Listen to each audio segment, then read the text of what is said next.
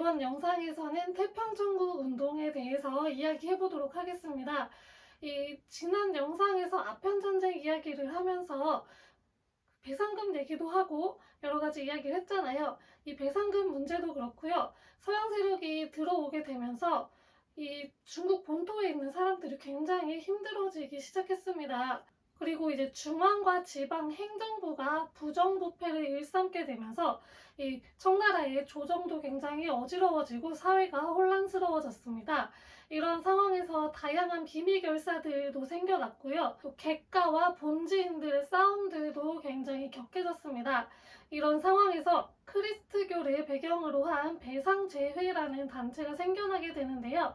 이 단체는 홍수전이라는 사람이 만들게 됩니다.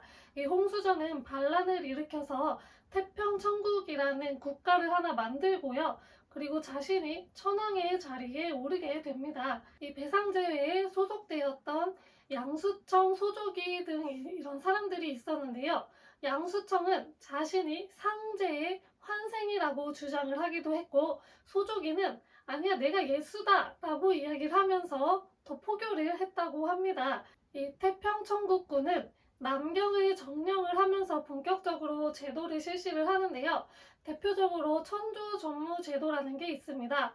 이 천조전무제도에서는 여성 인권에 대한 이야기가 좀 나와요. 남녀가 평등하게 토지를 분배를 받고요. 그리고 여성의 전족도 금지하는 등 굉장히 평등적인 모습을 많이 보여줍니다. 그리고 향관을 설치하는 그런 이야기도 있습니다. 그런데 이 천조전무제도는 토지 환수 규정이라든지 토지를 재구성하는 그런 규정이 나와 있지 않아서 실제로 시행이 됐는지에 대한 의문이 남아 있습니다. 홍수전의 조카였던 홍인간이라는 사람도 있었는데요. 이 사람은 자정신편이라는 책을 편찬을 합니다. 여기에서는 서구의 문물을 받아들여서 근대화할 것을 주장합니다. 이 홍씨 일가들이 점점 이제 전제 왕조화하면서 지도부 사이에서 내분이 일어나게 되고요. 그러면서 이념 또한 무너지게 됩니다. 또한 이 태평천국군의 이념을 신사층들이 수용을 하지 못하면서 신사층들의 불만을 가져오게 되고요. 신사층의 이제 대표적인 이홍장, 증국번 등은 이 태평천국군을 진압하는 데 또 큰 공을 세우게 됩니다.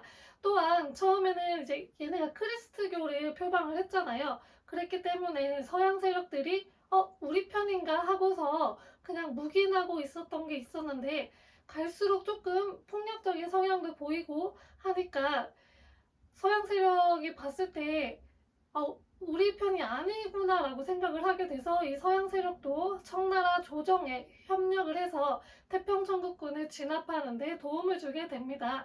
상승군이라고 하는 군대를 조직을 하게 되면서 도와주게 됩니다. 이 태평천국군은 반청 세력하고 연대를 하지 못했고요. 결국에는 쇠퇴를 하게 되었습니다. 이때 진압을 하는데 큰 공을 세웠던 한인 관료층, 아까 이야기했던 이홍장, 증국번 등은 이후에 이제 개혁운동을 하는데요. 양무운동이라는 개혁운동이 실시가 됩니다. 이때 주도 세력으로서 성장을 하게 되고요. 이때 이제 진압을 하는 과정에서 군공을 세운 사람들에게 신사의 자격을 부여를 해줘요. 그래서 당시의 신사층이 양적으로 팽창을 하게 되는 결과를 가져오기도 합니다. 이번 영상에서는 되게 짤막하게 태평천국 운동에 대해서 간략하게 살펴보았고요. 다음 영상에서는 이런 위기들을 타개하기 위해서 청나라 조정에서 어떤 개혁 정책들을 펼쳤는지에 대해서 이야기해 보도록 하겠습니다. 감사합니다.